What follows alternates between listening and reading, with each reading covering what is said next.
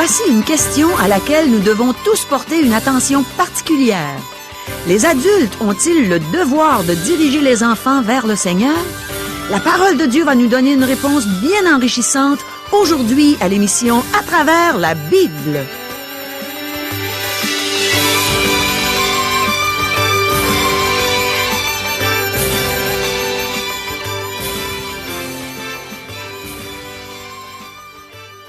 Chers auditeurs, pour en savoir davantage sur le contenu de cette émission, vous pouvez contacter en tout temps Radio Espoir via Internet à www.radioespoir.ca ou par téléphone, sans frais, au 1-877-l'Espoir, 1-877-537-7647.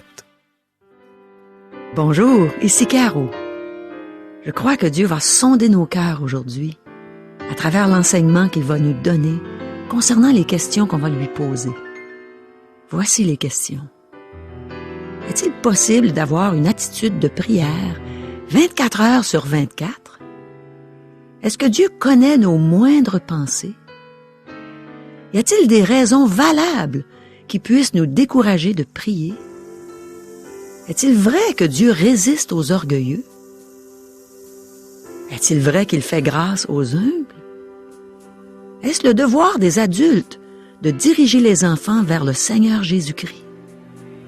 Eh bien, remercions le Seigneur de l'assurance qu'on peut avoir dans les Saintes Écritures, sachant que c'est lui qui va parler à nos cœurs par la bouche du pasteur Régent Joly, qui a trouvé toutes nos réponses dans la Bible. Mais premièrement, prions. Oui, Seigneur, on a confiance en toi.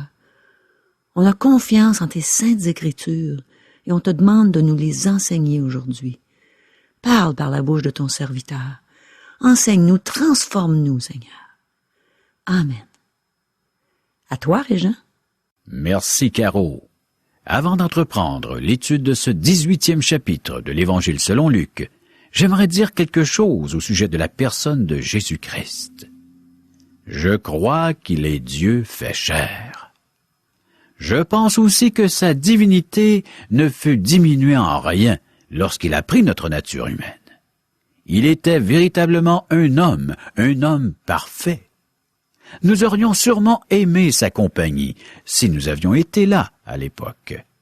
Cela aurait été un privilège d'être en sa compagnie et de l'entendre rire. Je n'aime pas les portraits d'artistes du Seigneur Jésus. Il n'est jamais représenté en train de rire. Je crois qu'il riait souvent, car il était très humain. Nous aurions eu du bon temps en sa présence. Nous avons tous des personnes dont nous aimons la compagnie. Je connais des prédicateurs qui ont un bon sens de l'humour. Jésus devait faire rire les gens. Suite à cette introduction, débutons notre lecture de Luc chapitre 18, verset 1er. Jésus leur adressa une parabole pour montrer qu'il faut toujours prier et ne point se relâcher. Le chapitre précédent s'est terminé avec un discours sur les derniers jours et le retour de Jésus-Christ. Il a comparé ces jours à ceux du temps de Noé, afin de souligner que ce seraient des temps difficiles. Ces jours n'encourageraient pas les gens à la foi. Maintenant, Jésus parle d'une vie de foi dans des jours de refroidissement et de difficultés. C'est pourquoi cette parabole est pertinente aujourd'hui. Nous vivons dans des jours où les gens se découragent, et même se découragent très vite. Cette première parabole traite de la prière, et nous en avons besoin aujourd'hui. C'est pour cela que le Seigneur l'a enseigné. Nous n'avons que deux choix, marcher dans le découragement et la crainte, ou marcher par la foi. C'est à chacun de choisir pour lui-même. Paul aussi encourageait la prière. Il nous dit dans 1 Thessaloniciens, chapitre 5, verset 17, « Priez sans cesse ». Il est impossible de prier 24 heures sur 24, mais nous pouvons avoir une attitude de prière 24 heures sur 24. La prière est davantage une attitude qu'un mouvement des lèvres. Rappelons-nous les paroles de l'apôtre Paul. De même aussi, l'Esprit nous aide dans notre faiblesse, car nous ne savons pas ce qu'il nous convient de demander dans nos prières. mais l'Esprit lui-même intercède par des soupirs inexprimables. Romains chapitre 8, verset 26. Nous pouvons prier sans être capables d'exprimer clairement notre pensée, sans être capables de l'énoncer avec des mots. La vie et l'attitude derrière les mots rendent la prière efficace. Il se peut que ces auditeurs aient entendu parler de l'histoire de la veuve et du juge inique lorsque Jésus raconta cette parabole. Versets 2 et 3, il dit « Il y avait dans une ville un juge qui ne craignait point Dieu et qui n'avait d'égard pour personne. Il y avait aussi dans cette ville une veuve qui venait lui dire « Fais-moi justice de ma partie adverse. » Le juge de la ville ne se souciait pas de la justice, mais de ses propres intérêts. Tous les gestes qu'il posait l'étaient afin de contribuer à son avancement personnel. Cet homme ne considérait pas la loi de Dieu, et il n'avait d'égard pour personne. La veuve devait subir une injustice grave. Peut-être voulait-on la déposséder de sa demeure. Jésus a reproché aux scribes et aux pharisiens de dépouiller les veuves. Il leur a dit, « Malheur à vous, scribes et pharisiens, hypocrites, parce que vous dévorez les maisons des veuves, et que vous faites pour l'apparence de longues prières, à cause de cela vous serez jugés plus sévèrement. » Matthieu, chapitre 23, verset 14. La veuve se présente donc au bureau du juge et demande à la secrétaire si elle peut le voir. La secrétaire lui dit qu'il est occupé et lui demande la raison de sa visite. La veuve explique qu'on profite du fait qu'elle soit veuve pour lui saisir injustement sa maison. « C'est injuste et j'aimerais que le juge intervienne », explique la veuve. La secrétaire va dire au juge que la veuve désire le voir. Celui-ci répond, « Je suis un politicien. Faites-la entrer, et je me débarrasse d'elle en moins de 3 minutes. » La veuve entre, le juge l'écoute 3 minutes, et lui annonce que l'affaire n'est pas de son ressort. Il lui donne congé. Le lendemain, lorsqu'il se présente à l'ouvrage, la veuve est dans la salle d'attente. « Que fait-elle là? »« Elle veut vous voir, » répond la secrétaire. « Va lui dire que je suis occupé jusqu'à l'heure du midi. » Je lui ai déjà dit, mais elle a apporté son goûter et elle va attendre tout le temps qu'il faudra. Le juge la fait attendre toute la journée sans la recevoir. Il pense qu'il ne la reverra plus, mais le lendemain, à son grand étonnement, elle est encore là. Pendant plusieurs jours, elle se présente à son bureau chaque matin à l'heure de l'ouverture. Lisons la réaction du juge dans le texte biblique. Verset 4.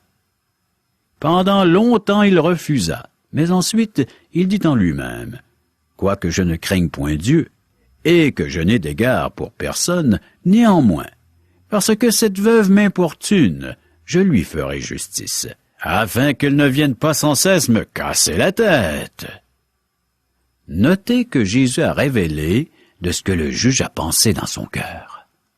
Dieu connaît nos moindres pensées. Nous ne pourrons pas lui cacher quoi que ce soit le jour où nous comparaîtrons devant lui. Nos véritables motifs seront étalés. Dieu connaît toutes nos intentions.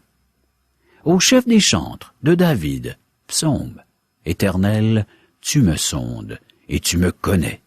Tu sais quand je m'assieds et quand je me lève. Tu pénètres de loin ma pensée. Tu sais quand je marche et quand je me couche. Et tu pénètres toutes mes voies.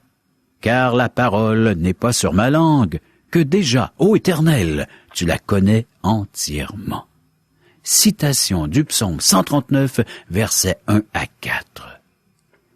Ce juge a peut-être obtenu son poste en promettant de faire justice au peuple, mais en fait, il ne pensait qu'à lui. Donc, il décide de recevoir la veuve et demande à sa secrétaire de la faire entrer. Il accepte de lui faire justice, même si son motif de le faire est loin d'être louable. Ce sont les faits de la parabole. Continuons, versets 6 à 8. Le Seigneur ajouta, « entendez ce que dit le juge unique. Et Dieu ne fera-t-il pas justice à ses élus, qui crient à lui jour et nuit, et tardera-t-il à leur égard? Je vous le dis, il leur fera promptement justice, mais quand le Fils de l'homme viendra, trouvera-t-il la foi sur la terre? Maintenant, plusieurs voient dans cette parabole un enseignement qui nous encourage à persister dans la prière. Mais le but de cette parabole n'est pas d'affirmer que si nous importunons Dieu, il nous répondra éventuellement. Cette parabole enseigne la vérité par un contraste et non par une comparaison. Les paraboles servaient à illustrer des vérités spirituelles, parfois par comparaison, parfois par contraste. En fait, le Seigneur dit, lorsque vous venez à Dieu dans la prière, croyez-vous traiter avec un juge inique? Prenez-vous Dieu pour un politicien véreux? Pensez-vous que Dieu agit avec des motifs politiques? Mes amis, Dieu n'est pas un juge inique. Il sait ce dont nous avons besoin, et il n'est pas nécessaire de l'importuner avec nos prières lorsqu'elles sont faites avec foi et d'un cœur pur. Dieu est heureux d'y répondre. Si ce juge inique a donné satisfaction à la veuve, alors pourquoi vous découragez-vous lorsque vous vous adressez à Dieu, qui n'est pas un juge inique, mais qui désire entendre et répondre à vos prières? Pourquoi est-ce que les chrétiens se découragent lorsqu'il est le temps de prier? Dieu veut agir en votre faveur. Vous n'avez pas à manifester votre appui à son parti politique en fréquentant ses cocktails afin d'avoir l'occasion de le supplier. Si nous étions conscients que nous nous adressons à un Dieu qui veut notre bien, nous prierions avec une autre attitude. Enfin, nous prions comme si Dieu était un juge inique qui ne se soucie pas de nous et que nous n'y pouvons rien. Cher ami, Dieu se soucie tellement de toi qu'il a envoyé son Fils mourir à la croix afin que tu puisses être pardonné, être régénéré et revenir à lui. Il nous accueille dans son ciel pour l'éternité. Dieu désire ardemment nous faire du bien, et il nous demande que nous acceptions qu'il soit l'unique Dieu de notre vie. Le Seigneur enchaîne avec une autre parabole au sujet de la prière. Versets 9 et 10. Il dit encore cette parabole en vue de certaines personnes se persuadant qu'elles étaient justes et ne faisaient aucun cas des autres. 2 hommes montèrent au temple pour prier. L'un était pharisien et l'autre publicain.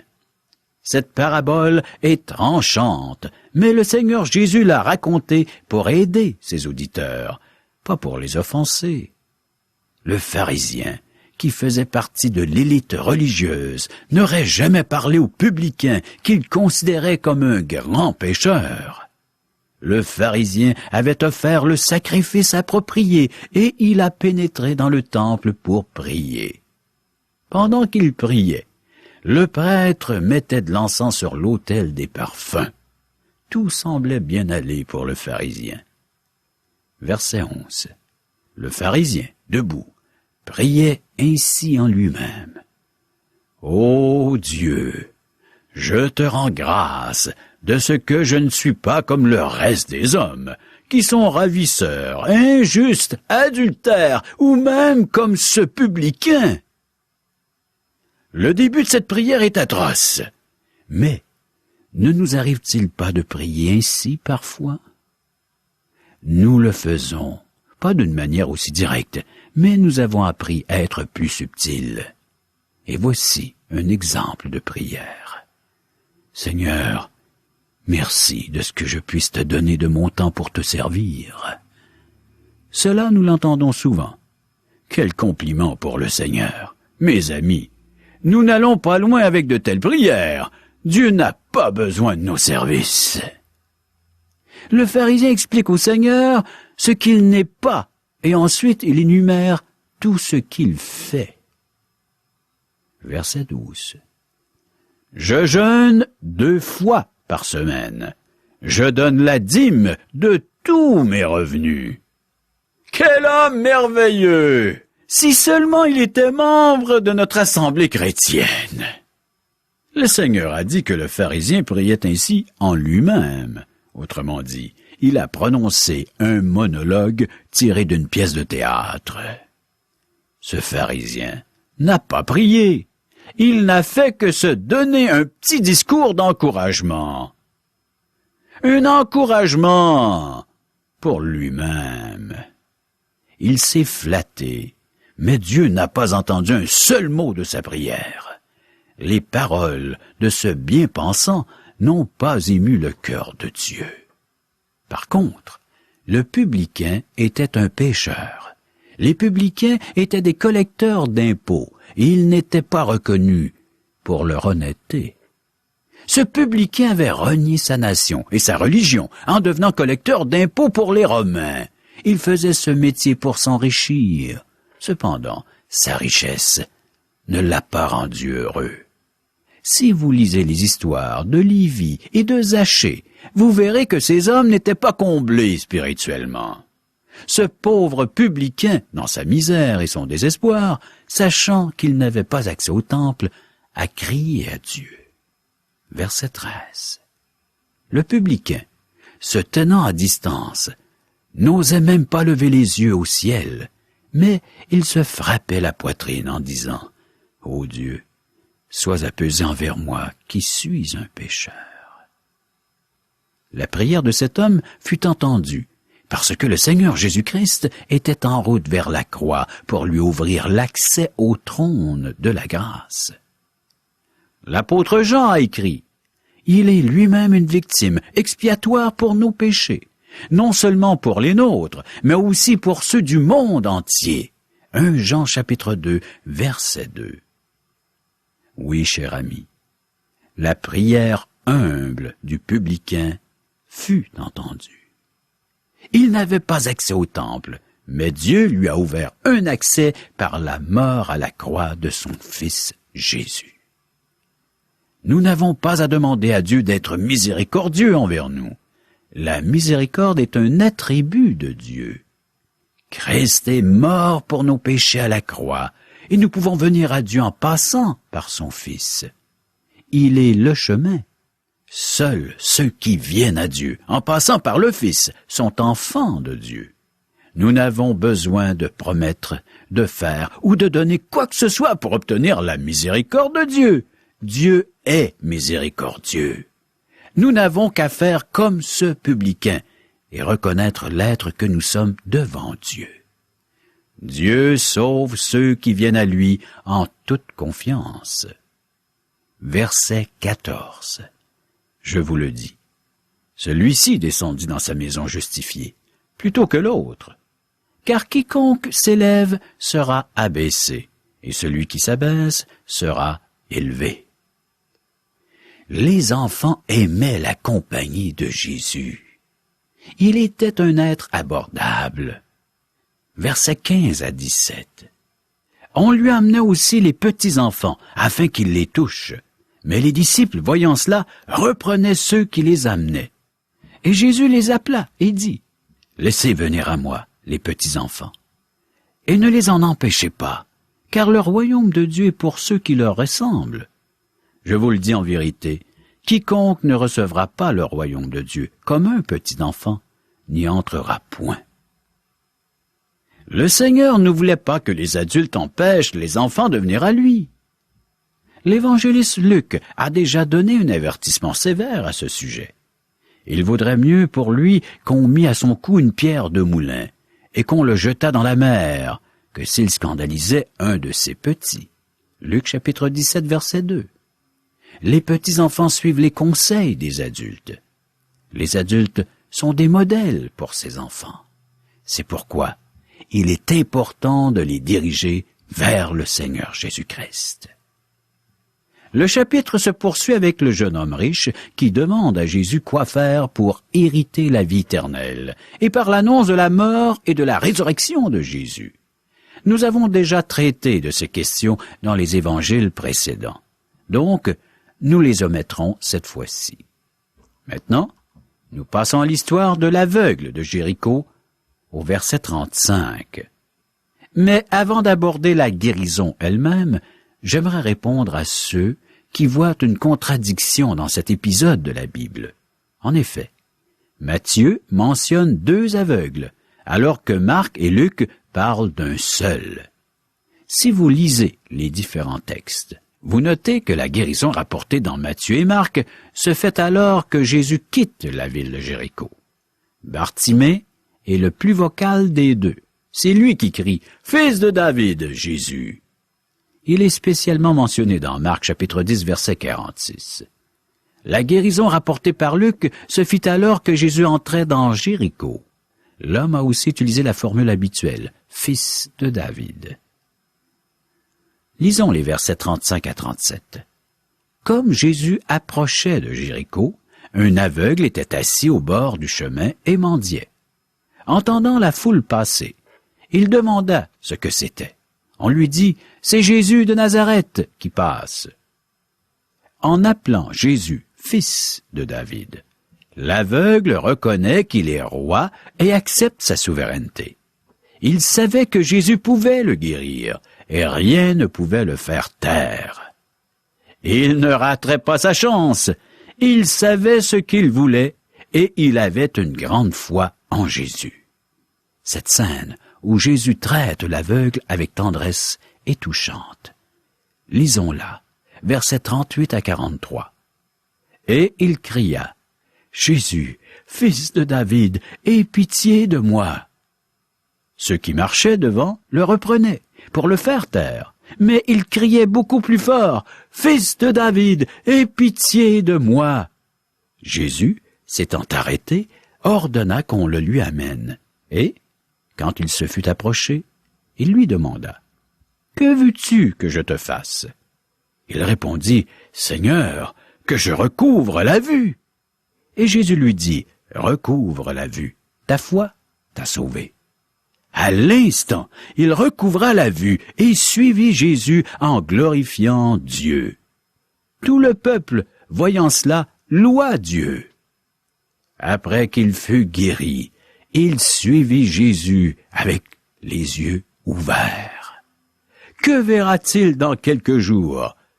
Il verra Jésus se faire crucifier. Cet homme a recouvré la vue pour être témoin de l'événement le plus important de l'histoire de l'humanité. Jésus-Christ, le Fils de Dieu, offrant sa vie à la croix pour racheter des millions de pécheurs, pour ramener une multitude innombrable à Dieu. Aujourd'hui, une grande multitude de personnes avec une vue parfaite ne voit toujours pas que la mort de Jésus à la croix avait un rapport avec elle et le pardon de ses péchés.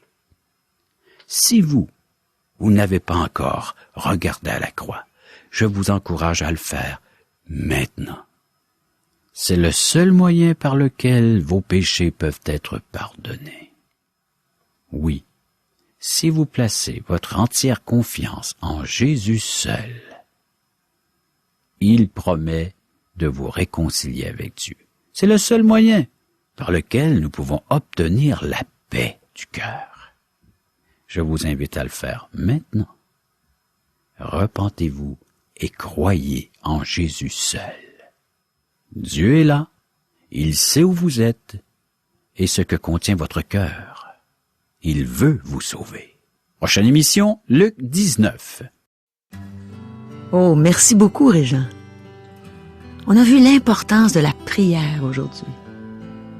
On a vu qu'il faut prier sans cesse et sans douter, avec humilité. Ça me rappelle les premiers jours de ma conversion. Je venais de recevoir le salut, le don gratuit de la vie éternelle. Je venais de mettre toute ma confiance en Jésus seul pour le pardon de mes péchés. J'étais enfin une enfant de Dieu. Le péché m'avait séparé de lui pendant des années et maintenant, il était présent dans ma vie. Il était aussi présent qu'un jeune époux peut être avec sa bien-aimée pendant son voyage de noces. Je venais de découvrir l'amour de Dieu pour moi. puis je lui parlais constamment. Je ne réalisais même pas encore que c'était ça, prier. Je n'ai presque pas dormi pendant mes premières nuits. Je lui exprimais mon amour, ma reconnaissance pour son Fils qu'il avait donné, celui qui était mort sur la croix pour payer la dette de mes péchés. Et lui aussi me parlait. Il parlait à mon cœur. J'ouvrais ma Bible et je savais que tout ce que je lisais venait de Dieu, que c'était lui qui me parlait, qui m'instruisait, qui me consolait, qui me redisait à quel point il m'aimait. Je vous ai tout raconté ça au passé, mais je veux vous dire, mes amis, que ça se passe encore comme ça au présent. Dieu est encore mon plus grand confident. Je lui expose mes joies, mes peines, mes besoins, mes épreuves, et je lui confesse mes craintes et mes soucis. Je lui en demande pardon, parce que j'ai aucune raison valable d'avoir peur, de m'inquiéter. Après tout, c'est lui qui me dit dans un de mes versets préférés de sa parole, dans le livre d'Ésaïe, au chapitre 41, verset 10, « Ne crains rien, car je suis avec toi. Ne promène pas des regards inquiets, car je suis ton Dieu. Je te fortifie, je viens à ton secours, je te soutiens de ma droite triomphante. » Quand je récite ce verset, je peux vous dire que mon cœur entend sa voix, qui me rassure, qui me dit de ne rien craindre, de ne pas avoir peur. Mon ami, tout enfant de Dieu a ce même accès à Dieu. Dieu n'est pas un être inaccessible. Quand on prie, quand on lui parle, quand on écoute sa voix en lisant sa parole et en écoutant ce qu'il nous dit par ses prédicateurs, par ses enfants ou simplement par son esprit qui habite en nous, si nous sommes réconciliés avec lui, on se retrouve dans la présence du Dieu vivant, puis on est débordant de joie. Mais il faut premièrement être certain d'être un enfant de Dieu. Et pour avoir cette assurance, on a juste à faire ce que l'apôtre Jean nous dit dans le premier chapitre de son évangile au verset 12. Il dit qu'à tous ceux qui croient, qui reçoivent la parole qui est Jésus, à ceux qui croient en son nom, il donne le pouvoir de devenir enfant de Dieu. Veux-tu devenir un enfant de Dieu? Eh bien, mon ami, dès aujourd'hui, crois au Seigneur Jésus et tu seras sauvé. Cher ami, tu viens d'entendre ce message. Il y a peut-être des choses plus ou moins claires à ton esprit. Nous sommes prêts à prendre du temps avec toi et de pouvoir les expliquer. Quand j'entends un message pour la première fois, c'est pas toujours clair pour moi. J'ai besoin d'être éclairé de nouveau. Et c'est comme ça que toi, tu peux recevoir cet enseignement. Appelle-nous, il y a quelqu'un qui va te le réexpliquer, puis tu vas le comprendre. Aussi simplement que ça. Nous avons des gens disponibles en tout temps. Ils vont parler avec toi, ils vont t'expliquer les Saintes Écritures, ils vont répondre à toutes tes questions. Et tu pourras parler librement. On est là pour t'écouter. Tu peux être sûr, on va écouter ce que tu as à dire. Et si tu es souffrant, mais c'est le temps de le partager avec nous. Parce que la parole de Dieu a de belles consolations pour toi. Parle-leur à cœur ouvert. Dis-leur le fond de ta pensée. Oui. Fais-toi connaître. Et tu vas connaître en même temps ton grand Dieu, ton Dieu merveilleux. Appelle. Pour nous rejoindre, au téléphone. 1-877-l'Espoir. 1-877-537-7647. Ou à notre adresse courriel www.radioespoir.ca ou à l'adresse postale. Radio Espoir, casier postal 34 143, Charlebourg, Québec, G1G 6P2. Bonne fin de semaine à tous. Et à lundi.